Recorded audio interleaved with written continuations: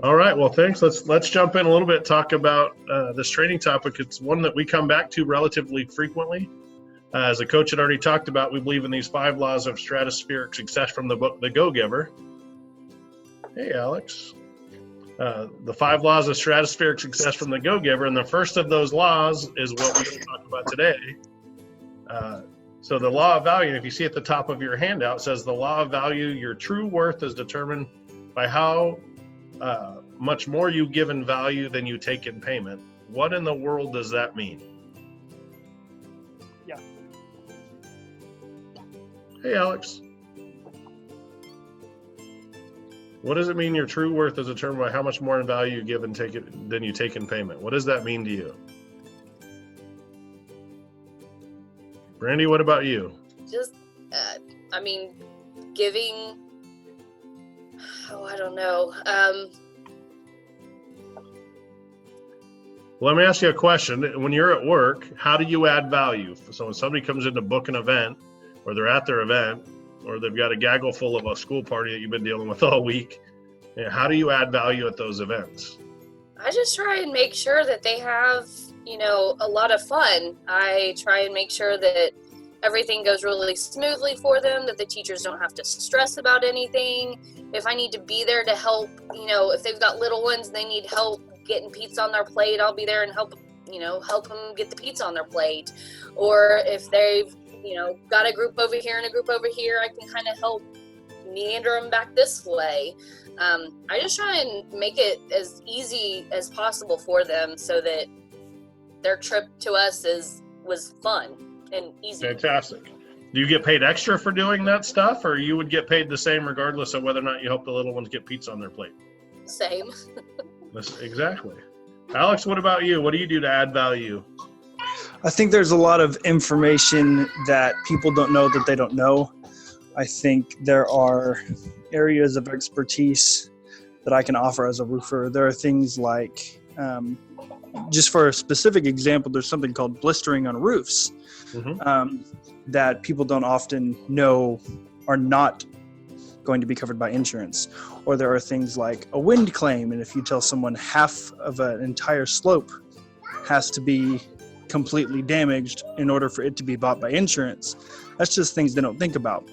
So being able to offer value in terms of information is something you think does the roof have damage? Yes. Okay. Insurance will pay for it. But Fantastic. So law of value is one of my favorites. And I find a lot of people add value in unique and different ways. So it's a way we can learn from each other, the kind of things that we're doing. And I find that the folks that add more value typically get far more referrals than others don't. But what does the law of value say about getting paid?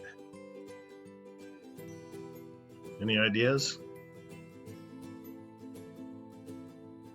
So, for example, if you wanted to make more money, what does the law of value say? In order to make more money, you have to provide more value. It's really that simple. So it says that the quote is really a math equation, that your true worth equals value minus payment. So if you want to make more money or more worth, we actually create more value. Absolutely. Yeah. And I know some people run their business the opposite way, right? They don't do anything if they don't get paid for it. And I find that those businesses are usually short-lived or not highly referred. I've seen a couple of those roofing estimates. Yeah, sure. And one of the other ways, and specifically in networking, is we have a lot of these connect meetings and whatnot. Have you ever felt you've met maybe somebody else in business, and Alex, you just had an example of looking at other people's quotes going, oof. Have you felt somebody that was more of a giver, i.e. they were wanting more of payment than they were trying to add value? Yeah, and I think a tool that this specific example used was ambiguity, to where their expectations were very ambiguous when they set them, instead of being specific in how they were going to provide value. Mm-hmm. And so I think you have you are then held accountable when you provide higher value. But when that is your constant, I think that will only increase your value and your influence as well, and therefore your payment, if that makes sense. Absolutely. For me, I've run into it quite a lot in networking, and not so much around Bold, but I go to meet with other people outside of Bold, and they haven't learned the things that we have. They haven't, experienced what a Connect meeting is supposed to be. And all of a sudden, all they're trying to do is sell me. All they're trying to do is make money for themselves, not add value back to the network. And I've met quite a few of those people. I call those takers. There's givers and takers, and the people that show up and expect something just for showing up, and everybody else to do for them. I find that this law, just figure out ways to add value, not just. So what are some ways that we add value around Bold networking? What are the activities that we engage in as a networking team to add or create value? Invite people. There you go. Invite people to build a network. I hate to say it, but fresh meat, right? We get fresh, so everybody gets new prospects and new solutions to problems. And that's right. Yeah. I think the one-on-ones where you can find out specific problem-solving solutions are very, very helpful. It's helped me when I know there are people who, maybe a finance person who specifically is looking to help veterans. And knowing that they specifically have value and a specific set within this giant sphere has been very helpful for me based on the information I've gotten on one-on-ones. I love it. So have Connect meetings, right? Get to learn the problems they solve so we can help refer them and solve the problems for our network.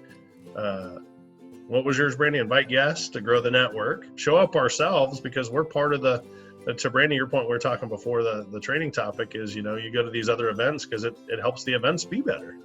It makes it also easier to introduce you if I know you're going to be at an event to be able to introduce you. And what's the fourth thing we do? Give referrals. There you go. And it amazes me how many people reach out to me and say, well, I'm not getting any value out of my networking group over here. And I said, well, how much are you giving? How many referrals have you given? They're like, well, I try to, but, it's not always easy. I'm like, okay, well, it's amazing. If you don't add value, you don't get much in return, and you're a taker. The other good indicator that I've seen for people that add a lot of value, they're the people that when they walk in the room, everybody swarms them. They want to talk about their weekend, what's going good in their business. They're people, and there's other people that when they walk in the room, everybody's like, that's probably a good sign of a giver and a taker. So that's all I have. Back to you. Right, so there's our training topic. This is a relatively easy one because you could literally just get your team talking. Hey, give us some ideas of how you add value, not your normal stuff and just do a good job, but what's the extra? What's the secret sauce? What's the spice? What's the flavor that you add that maybe your competitors wouldn't think about doing? I've heard things like handwritten thank you cards. I've heard any number of things, just to be a good listener. So I would encourage your team to really get talking about it.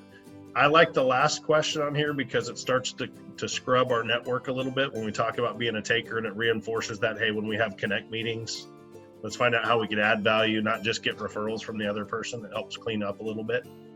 Any other thoughts you all have when you've either led the topic or been part of the topic or something we should add? I think there are writing handwritten notes is something that I heard in a Bold group on the Tuesday lunch group. And I've had several people, I tend to accompany mine with cheesecake. So that may be a part of it. But handwritten thank you notes, someone said, we can tell you took the time. And that was someone else's idea. Right.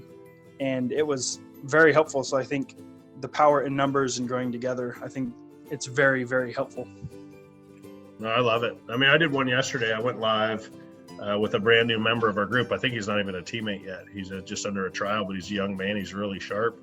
And in our Connect meeting afterwards, I just went live. I said, tell us a couple reasons, some things we should know. And you're talking on Monday at our group. What kind of things you're going to talk about. I just promoted him on social media. That was a real easy way for me to add value. Now I got to be careful because the other people that were at the event were going, well, he's never done that for us. I'm like, crap. Now I got to really step up my game and add even more value. But they're like, he's never done that for me. I'm like, I just started doing it. Sorry. That's when you turn it around and say, oh, you're a taker, huh? No, I just realized don't do that. It's an opportunity for me to step up my game. Anyway, absolutely. I really appreciate you all jumping on the call. It's really boring if I talk by myself.